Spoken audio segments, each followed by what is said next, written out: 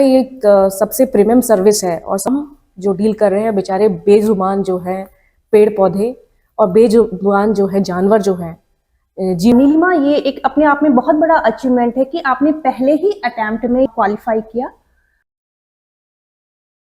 नमस्ते and hello everyone, welcome again to Anandi Sheroes podcast. मैं हूँ सारिका राणा एंड आज हमारे साथ एक बहुत ही इंस्पायरिंग ट्रेलब्लेजर गेस्ट हैं, नीलिमा शाह।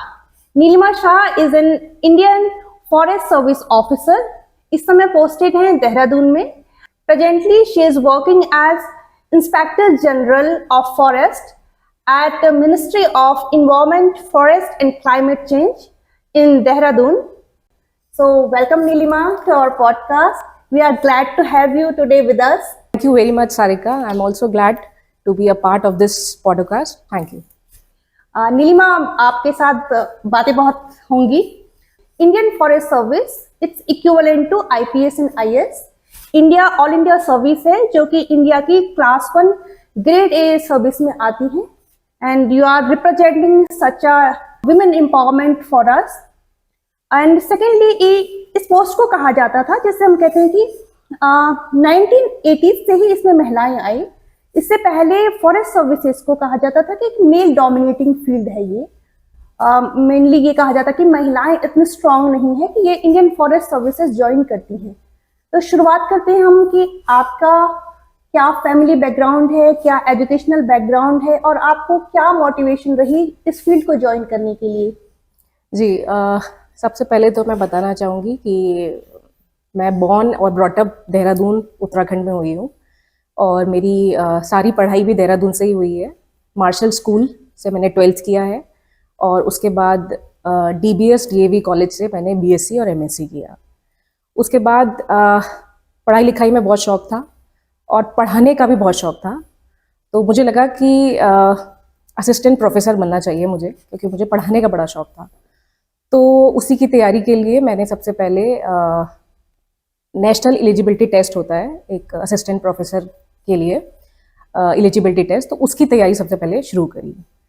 तो 2009 में MSc करने के बाद 2010 में मेरा नेट जो है क्वालिफाइड हुआ और उसके साथ साथ मुझे PhD करने के लिए स्कॉलरशिप भी अवार्ड हुई। तो रास्ता जैसे बनता गया, सोचा था असिस्टेंट प्रोफेसर ज्वाइन करेंगे नेट क्वालिफाइड होने के बाद, लेकिन जब PhD का स्कॉलरशिप मिल गया तो लगा कि नहीं, ये टाइम जो है PhD करने का है। तो मैंने इंडियन इंस्टीट्यूट ऑफ पेट्रोलियम में PhD ज्वाइन किया। PhD ज्वाइन तो कर लिया, लेकिन ज्वाइन करने के बाद इनिशियली फर्स्ट ईयर जो है आप लिटरेचर रिव्यू वगैरह ही करते हैं, पढ़ते हैं। और मैं बताना चाहूँगी कि मेरे मामा जी, मेरी मम्मी के कज़न जो है वो इंडियन फॉरेस्ट सर्विस से ही थे। उनका छत्तीसगढ़ कैडर था, तो उनके बारे में हम सुना करते हैं। मुलाकात उनसे 1-2 बार हुई थी बचपन में, क्योंकि वो कम ही आ पाते थे यहाँ उत्तराखंड में, लेकिन 1-2 बार मुलाकात हुई थी। तो उन्होंने भी MSc किया था बॉटनी से, जैसे मैंने किया था, तो एक कहीं ना कहीं से कुछ इन्फ्लुएंस तो उनका था ही। और लगता था उनके बारे में सुनते थे हम लोग कि भाई उनको बड़े से बंगले में रहते हैं, उनको गाड़ियाँ हैं और IFS ऑफिसर हैं वो।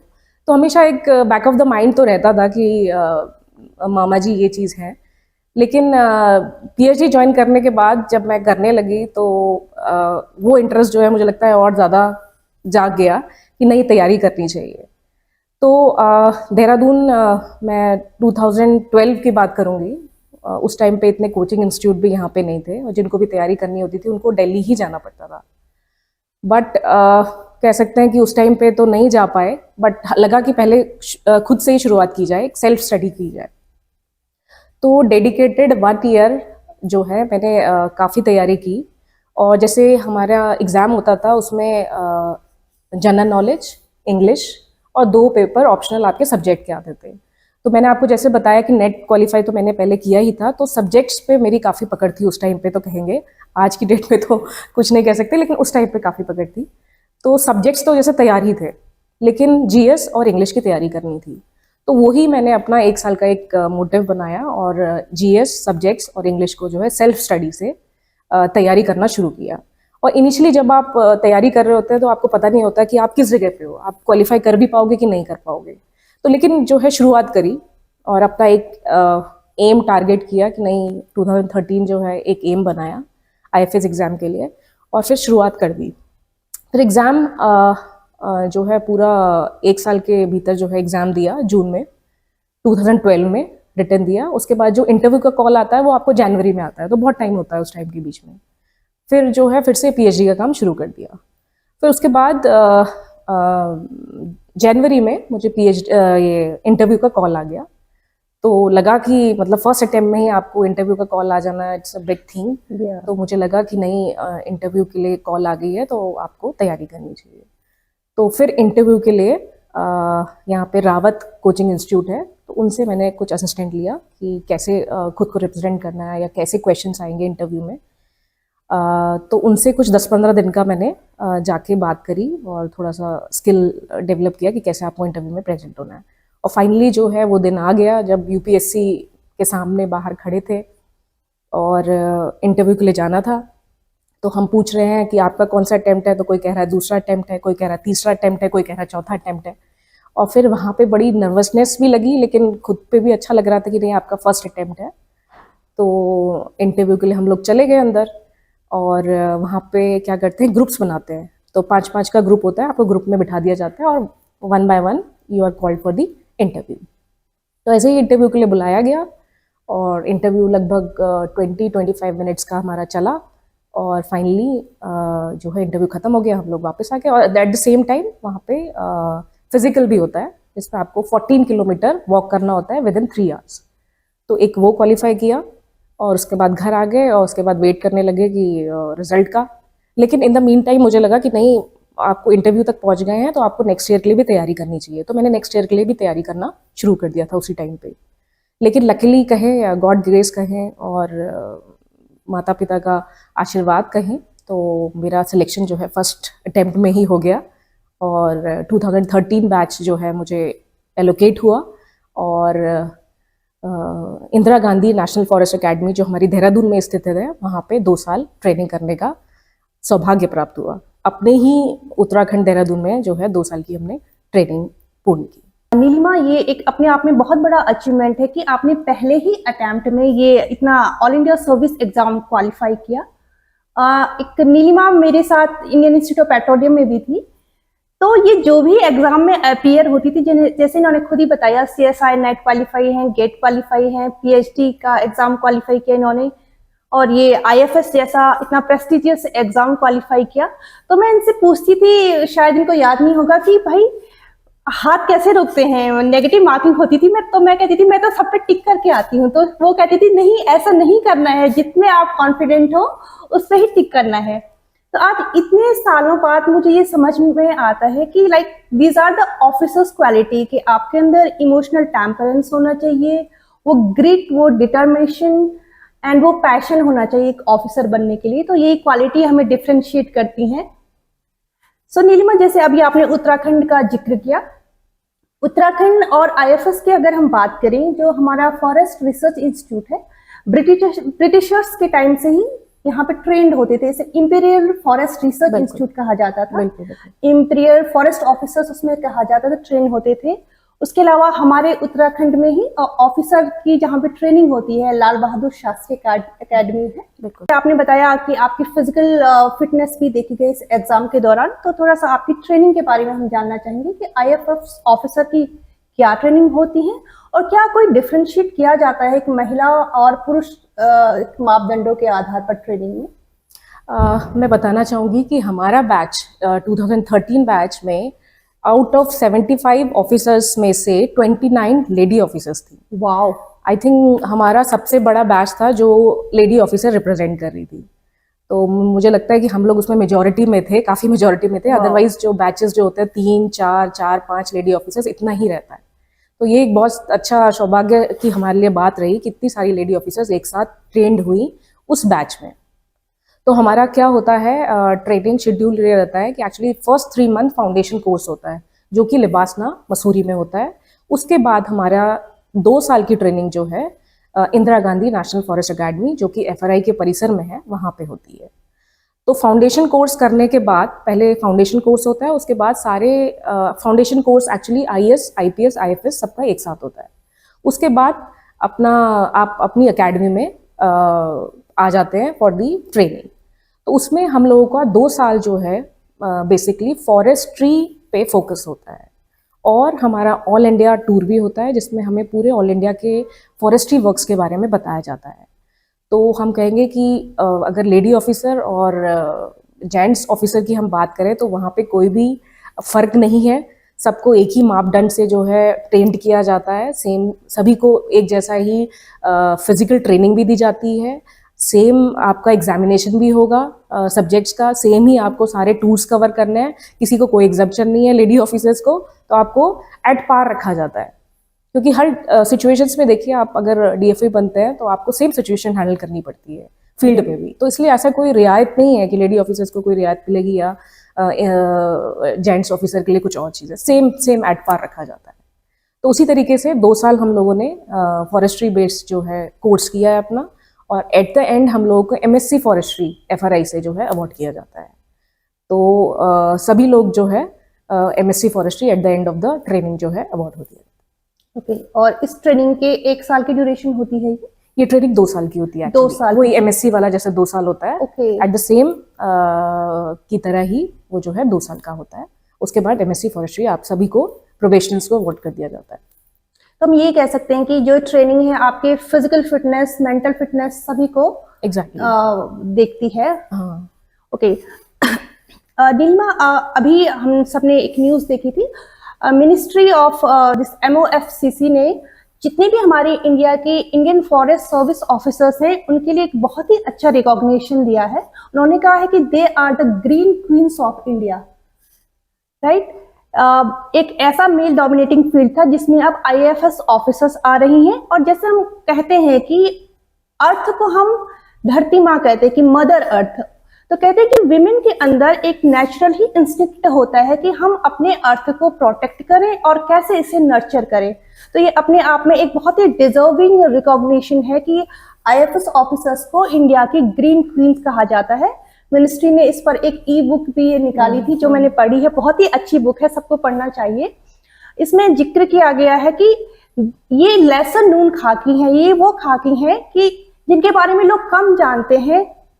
एंड सबसे बड़ी बात यह है कि कई महिलाएं on the line of duty, इन्होंने अपनी जान दे दी इस फॉरेस्ट सर्विस के दौरान, तो उनके लिए भी अब एक शहीद का दर्जा भी सरकार वो रिकॉग्नाइज कर रही है। कहते हैं कि जो फॉरेस्ट होते हैं हमारी पृथ्वी का लंग्स होती हैं, तो हम जो ऑक्सीजन ले रहे हैं, हमारी लाइफ की सस्टेनेबिलिटी जिस ऑक्सीजन से है उसकी ये लोग सेफ गार्ड हैं, हमारे भारत के इंडियन फॉरेस्ट सर्विस ऑफिसर्स। तो नीलिमा, अभी आपके प्रेजेंट में जो आप जिस पद पे हैं उसकी आपके क्या रोल्स हैं, क्या ड्यूटीज हैं, क्या रेस्पॉन्सिबिलिटीज हैं? सारिका, जैसे आपने बताया कि फॉरेस्ट जो है लंग्स है किसी भी कंट्री के, उसी तरीके का इंडियन फॉरेस्ट सर्विस के लिए मैं कहना चाहूँगी कि हम लोग जो है प्रकृति के बीच में रहकर प्रकृति के लिए काम करते हैं। We are the custodian of the forest. वहाँ की जो भी बायोडाइवर्सिटी है, चाहे जो भी कहें, वहाँ की wild life, trees, shrubs, grasses, सबका मैनेजमेंट होता है इंडियन फॉरेस्ट सर्विस के द्वारा। तो मुझे लगता है ये एक सबसे प्रीमियम सर्विस है, और सबसे ज़्यादा मैं कहूँगी कि एक सौभाग्य वाली सर्विस है जहाँ प्रकृति के बीच में हम लोगों को काम करने का मौका दिया जाता है। जैसे कि दूसरी सर्विसेज होती हैं जो पब्लिक के लिए डील करती हैं, लेकिन हम जो डील कर रहे हैं बेचारे बेजुबान जो हैं पेड़ पौधे और बेजुबान जो है जानवर जो हैं, जीव जंतु जो हैं, उनके लिए काम कर रहे हैं। और मुझे लगता है इसलिए मैं अपने को बहुत प्राउड फील करती हूँ कि हम उनके बिहाफ पे, हम उनके लिए जो है कार्य कर रहे हैं। आपने जैसा बताया कि मेरी रोल्स एंड रिस्पॉन्सिबिलिटी जहाँ मैं अभी कार्य कर रही हूँ वहाँ पे क्या है, तो मैं बताना चाहूँगी कि मैं असिस्टेंट इंस्पेक्टर जनरल फॉरेस्ट हूँ MOFCC रीजनल ऑफिस देहरादून में।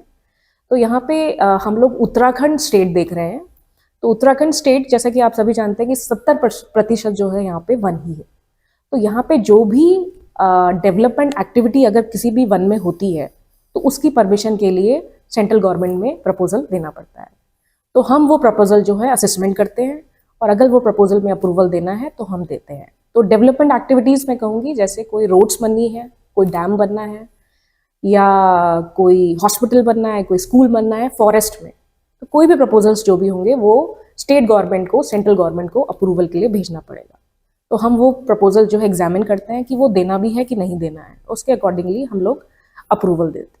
तो आप जैसे जानते हैं कि यहाँ पे पहाड़ी क्षेत्र जो है काफ़ी हैं, और लोगों का पलायन भी हो रहा है, और एट द सेम टाइम यहाँ पे फॉरेस्ट का जो है प्रतिशत 70% है।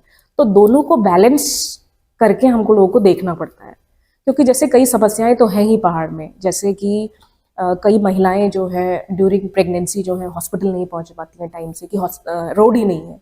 कई बुजुर्ग जो हैं कभी जब उनकी तबीयत खराब है नहीं पहुंच पा रहे हैं हॉस्पिटल, या रोजगार जो है रोड की वजह से नहीं है, ट्रांसपोर्टेशन का जो फल वगैरह सब्जियां वगैरह जो हैं वो वहाँ तक नहीं पहुँच पा रही है। तो ये सब बिंदुओं को ध्यान में रखते हुए कि रोड की वहाँ पे ज़रूरत है भी कि नहीं, या डेवलपमेंट एक्टिविटी, कोई स्कूल चाहिए, कोई केवी स्कूल बनना है, कोई हॉस्पिटल की ज़रूरत है वन भूमि पर, तो वो सारी चीज़ें हम असेसमेंट करते हैं कि वो देना है कि नहीं देना है। तो पहलू बहुत सारी चीज़ें हमें देखनी पड़ती हैं, और पहाड़ी क्षेत्र के हिसाब से भी हम लोग को देखना पड़ता है, उसके अकॉर्डिंगली हम लोग अप्रूवल्स देते हैं। ग्रेट। तो काफी आपकी रिस्पॉन्सिबिलिटी वाली जॉब है, जिसे हम कह सकते हैं कि डेवलपमेंट के साथ साथ आप इन्वायरमेंटल कंसर्न्स भी देखती हैं। बिल्कुल। और उत्तराखंड हमारा जो स्टेट है मोस्टली वहाँ पे फॉरेस्ट एरिया ज्यादा है। बिल्कुल, क्योंकि 30% जो है मैं कहूँगी पॉपुलेशन है, और डेवलपमेंट का स्कोप जो है ज़्यादा उत्तराखंड में फॉरेस्ट पे ही है। कोई भी डेवलपमेंट एक्टिविटी है तो फॉरेस्ट को देखा जाता है, बट हम कहते हैं कि सबसे पहले जो है नॉन फॉरेस्ट लैंड पहले जो है आइडेंटिफाई की जाए। अगर नॉन फॉरेस्ट लैंड का कोई भी ऑप्शन नहीं मिल रहा है तब जाके जो है आप फॉरेस्ट लैंड को आइडेंटिफाई करें। अदरवाइज क्या होगा कि फॉरेस्ट का जो हमारा प्रतिशत है, जो हमने 70% जो हमने मेंटेन किया हुआ है उत्तराखंड में, वो डिक्रीज होता जाएगा। लेकिन बहुत सारी जो हम प्रपोजल्स देखते हैं उसमें बहुत सारी चीज़ें भी देखते हैं, जैसे कंपलसेटरी एफॉरेस्ट्रेशन का एक इसमें प्रोविजन है कि जितनी लैंड आपकी गई है, माना 1 हेक्टेयर लैंड पे कोई रोड बनी है, तो आपको 2 हेक्टेयर लैंड वो जो है वो उसको कंपलसेट करने के लिए देना होगा, और उस पर प्लांटेशन भी होगी। तो ये सब चीज़ें देनी होती है, और जो यूजर एजेंसी जो बनवा रही है PWD PMGSY, उनको इसका पूरा खर्चा या जितना भी पैसा इसका बजटरी प्रोविजंस जो होते हैं उनको देना होता है। तो अकॉर्डिंगली ये सारी चीज़ें उसको कंपनसेट करने के लिए की जाती है। तो हम ये कह सकते हैं कि आपकी मॉनिटरिंग इसमें state as well as central दोनों पार्ट पे हो रही है। हाँ, हम कहेंगे जैसे कि हम लोग प्रपोजल्स अप्रूव करते हैं, उसके बाद हम लोग मॉनिटरिंग भी करते हैं कि आपने जो प्रपोजल के बिहाफ पे जो कंपनसेटरी एफॉरेस्ट्रेशन दिया है वो किया है कि नहीं किया है। तो वो रेगुलर मॉनिटरिंग भी की जाती है, रैंडम हमारा ऑफिस जो है वो मॉनिटरिंग भी करता है कि वो उस जगह पे जो है पौधे लगाए गए हैं कि नहीं लगाए गए, और वो जो जमीन होती है वो फॉरेस्ट के नाम पे म्यूटेशन भी हो जाती है। ओके। कि जितनी गई है उतना म्यूटेशन भी हो जाए। ओके। तो कौन कौन से डिपार्टमेंट आते हैं आपके अंदर? डिपार्टमेंट तो मैं नहीं कहूँगी, डिपार्टमेंट मतलब यूजर एजेंसीज जो है जो प्रपोजल्स यहाँ पे देती हैं, तो मेजरली इसमें PWD स्टेट का PWD, PMGSY की रोड्स, NHI कराता है, BRO बॉर्डर के रोड्स के लिए BRO आते हैं, एंड डिफरेंट जैसे UJVN, अगर कोई डैम के प्रोजेक्ट्स हैं UJVN यूजर एजेंसी बनता है, या जो भी कोई नया कोई प्राइवेट भी, एक्चुअली माइनिंग के प्रोजेक्ट्स भी होते हैं काफ़ी, तो उसमें प्राइवेट पार्टीज भी होती हैं। तो इस तरीके से यूजर एजेंसीज जो है अपने प्रपोजल जो है ऑनलाइन, एक पोर्टल है परिवेश पोर्टल, उसमें अपलोड करती हैं, और सारा ही ऑनलाइन जो है हम लोग भी असेसमेंट करते हैं, और based on the examination of the proposal हम लोग जो है अप्रूवल देते हैं। जी नीलिमा, अभी आपने जैसे बात की रोड्स की, तो अभी हम उत्तराखंड में देख रहे हैं कि डिजास्टर, जैसे मॉनसून सीजन आता है, इतने सारे यहाँ पे डिजास्टर हो रहे हैं। इसके बारे में आप क्या कहना चाहेंगे? कि हम कहते हैं कि सस्टेनेबल डेवलपमेंट होना चाहिए, लेकिन कहीं ना कहीं लोग ये भी रीजन मान रहे हैं कि ये डेवलपमेंट के नाम पे जो रोड्स बन रही हैं या पहाड़ों का जो नुकसान किया जा रहा है उसकी वजह से डिजास्टर आ रहे हैं। बिल्कुल सही बात है। जैसे कि हमने बताया कि रोड्स वगैरह के प्रपोजल्स हमारे पास आते हैं, तो उसमें एक तो बहुत सारी चीज़ें भी देखी जाती हैं, जैसे 500 मीटर के लगभग जो है कोई रोड ना हो उस जगह के लिए, जिस जगह को प्रपोज किया जा रहा है, और वो कितने गांव को कनेक्ट कर रही है, कुछ लोग हैं भी वहाँ पे कि नहीं है, कितने हाउस होल्ड्स हैं वहाँ पे, Okay. ठीक है, ये सारी चीज़ें देखी जाती हैं। और मिनिमम जो है, मिनिमम उस पर कटिंग होनी चाहिए और एक डेफिनेट लेंथ विड्थ जो है उसका डिफाइन किया हुआ है। तो ये सारी चीज़ें तो एग्जामिनेशन की जाती है, बट ये कह सकते हैं कि स्टेट को पहले ये सारी चीज़ें जो है देखनी चाहिए कि वहाँ उस जगह पे रोड की ज़रूरत है भी कि नहीं, क्योंकि लैंड जो है वो स्टेट का सब्जेक्ट है एक्चुअली। ओके। ठीक है, लैंड स्टेट को लैंड देनी है कि नहीं देनी है वो उनको देखना है, जस्ट हमारे पास वो अप्रूवल के लिए आए हैं। लेकिन सारा एग्जामिनेशन स्टेट को करना चाहिए कि वो उस जगह पे रोड्स की इतनी ज़रूरत है भी कि नहीं, कि ऑलरेडी कनेक्टेड है अगर वो जगह, तो वहाँ पे दूसरी तीसरी अननेसेसरी देना ज़रूरत नहीं है, क्योंकि पहाड़ों की समस्याएं तो काफ़ी हैं। एक तरफ डेवलपमेंट है तो एक तरफ कंजर्वेशन प्रोटेक्शन भी है, लेकिन ये सारी चीज़ें देखते हुए कि बैलेंसिंग मैकेनिज्म जो है स्टेट को एक देखना चाहिए कि जहाँ पे बहुत ही ज़्यादा ज़रूरत है रोड्स की, वहीं पे ही जो है प्रपोजल बनाया जाए और उसी को ही आगे भेजा जाए। तो आपको लगता है कि ये डेवलपमेंट के नाम पे जो हो रहा है उससे हमारे हिमालयाज को अफेक्ट कर रहा है? वो जैसे हम कहते हैं हमारे न्यू हिमालयाज हैं और यहाँ पे इतना ज्यादा जो डिस्ट्रक्शन के नाम पे, कंस्ट्रक्शन के नाम पे डिस्ट्रक्शन हो रहा है। एक्चुअली हिमालयाज जैसे आपने बताया कि न्यू हिमालयाज है, फ्रिजाइल हैं काफ़ी, और अगर कटिंग होती है तो लैंडस्लाइड आने का बहुत ज़्यादा चांसेस जो है रहता है। तो इसमें काफ़ी जो डीपीआरस जो बनती हैं वो ये सब को ध्यान में रखते हुए बनती हैं। जियोलॉजिस्ट की रिपोर्ट होती है कि उसके नीचे चट्टानें कौन सी हैं, कि वो कहीं लैंडस्लाइड को बढ़ा तो नहीं देगा या लैंडस्लाइड कर तो नहीं देगा। तो बहुत सारी चीज़ें हम लोग देखते हैं इसमें, कि जियोलॉजिस्ट की रिकमेंडेशन होनी चाहिए, उनकी ऑब्जर्वेशन होनी चाहिए, उसमें क्या प्रोटेक्टिव मेजर्स जो हैं आपको, स्टेबलाइजेशन स्ट्रक्चर्स जो हैं आपको रखने चाहिए, गेबियन स्ट्रक्चर या कोई स्टेबलाइजेशन स्ट्रक्चर्स रखने चाहिए कि लैंडस्लाइड ना हो, या पहले से ही प्रायर कोई प्रोटेक्शन वर्क्स जो है वहाँ पे ऑलरेडी हो वहाँ पे, अगर रोड्स की इतनी ज़्यादा ज़रूरत है उस जगह पे। तो ये सारी चीज़ें हम लोग देखते हैं when we are giving the approval. Great. Neelima, Anandi sheroes podcast is all about inner work and transformation, और आप एक उत्तराखंड की महिला हैं। आप इतनी अच्छी क्लास 1 ग्रेड ए पोस्ट पे हैं। आप इंडियन फॉरेस्ट सर्विसेज में हैं, जिसे कि हम कहते थे मेल डोमिनेटिंग फील्ड है, क्योंकि कहा जाता था कि महिलाएं ट्रैकिंग नहीं कर पाएंगी, या महिलाएं नाइट पेट्रोलिंग नहीं कर सकती हैं, या वो पॉचस माफियाज के साथ कैसे डील करेंगी। आज भले ही बहुत सारे डायनेमिक्स चेंज हो चुके हैं इस जॉब के भी, जैसे आपने बताया आपका जो बैच है उसमें महिलाएं ही बहुत ज्यादा थी।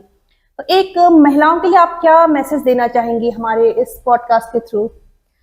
जैसा कि आपने बताया कि पहले मेल डोमिनेटिंग जो है सर्विस कहा जाता था इसको, लेकिन मुझे लगता है जो 80s के बाद जो महिलाएं आई हैं उन्होंने अवसर खोले हैं महिलाओं के लिए सर्विस में आने के लिए, और मुझे लगता है उसी को देखते हुए हम लोग भी हिम्मत कर पाए या तैयारी कर पाए सर्विस की और सर्विस में आए। और जैसा कहा आपने कहा कि ट्रैकिंग करनी होती है, नाइट पेट्रोलिंग करनी पड़ती है, और तो मेरा जो JNK सेगमेंट में सबसे पहले इनिशियल पोस्टिंग की गई, और उस टाइम पे आप जानते हैं कि थोड़ा सा सिचुएशन वहाँ पे टेंस रहता है, तो हम लोगों को फिर भी जो है नाइट पेट्रोलिंग, और फायर प्रोन एरियाज़ में है तो आपको पूरा अपना एरिया घूमना पड़ेगा, रात दिन घूमना पड़ेगा, ये सारी चीज़ें। और मुझे लगता है कि फीमेल जो है मोर सेंसिटिव है, तो वहाँ की जो महिलाएं हैं, ट्राइबल महिलाएं हैं, उनके लिए काम करना मुझे बहुत अच्छा लगा। उनके लिए लाइवलीहुड डेवलपमेंट एक्टिविटीज़ जो है उस पर मैंने फोकस किया, और कई सारी लाइवलीहुड डेवलपमेंट एक्टिविटीज़ जो है वहाँ पे करवाई, जिससे मुझे लगता है महिलाएं जब कुछ पैसे जब कमाने लगी तो मुझे लगता है उनमें कॉन्फिडेंस आया कि जिन्होंने कभी कोई पैसा नहीं कमाया था, लेकिन उन एक्टिविटीज़ से उनको जब 500, 1000 या 2000, 3000 रुपये मिलने लगे पर मंथ भी कहें अगर घर के काम के साथ साथ भी, तो मुझे लगता है उनमें बहुत कॉन्फिडेंस आया। तो हम लोगों ने सारी चीज़ें ये जो है उन लोगों से करवाई, और देखा कि उनमें बहुत सारी महिलाएं जो आने को तैयार भी थी ये सब करने के लिए, तो वो बहुत अच्छी चीज़ रही इसमें। तो जैसे पाइन निडल से क्राफ्ट्स बनवाना, और मशरूम कल्टीवेशन, और दोने पत्तल का जो है मशीन उनको देना, उसे दोने पत्तल बनाना, तो ये सारी एक्टिविटीज़ जो है मैंने वहाँ पे करवाई, और बहुत सारी महिलाओं को जो है सहयोग किया इन सब एक्टिविटीज़ में आने के लिए। तो मुझे लगता है वो बहुत खुश हुई कि ये सारी एक्टिविटीज़ हो, और मेरे जाने के बाद शायद वो लोग थोड़े दुखी भी हुए कि ये वाली एक्टिविटी फर्दर जो है नहीं हो पाई आगे, लेकिन उनको रास्ता तो एटलीस्ट कुछ मिला उनको आगे करने का। फॉरेस्ट रेवेन्यू जनरेशन, हाँ, forest revolution livelihood generation, livelihood की महिलाएं, जो लोकल महिलाएं हैं, ट्राइबल्स महिलाएं, तो वो क्या कर सकती है अपने लाइवलीहुड जनरेशन के लिए, ताकि वो मोर डिपेंडेंट ना हो फॉरेस्ट पे और अपना एक लाइवलीहुड क्रिएट कर पाए। तो उस पर हम लोगों ने काम किया था। तो मैं सभी महिलाओं को जो ये पॉडकास्ट देख रही हैं, सबको ये बोलना चाहूँगी, सबसे पहले तो आपको शिक्षा पे सबसे पहले ध्यान देना चाहिए। और उनके माता पिता को मैं सबसे पहले बोलना चाहूँगी कि जैसे बेटे की शिक्षा आप कराते हैं, तो वैसे बेटी की शिक्षा पे भी आप पूर्ण ध्यान दीजिए, उसको भी सशक्त बनाइए।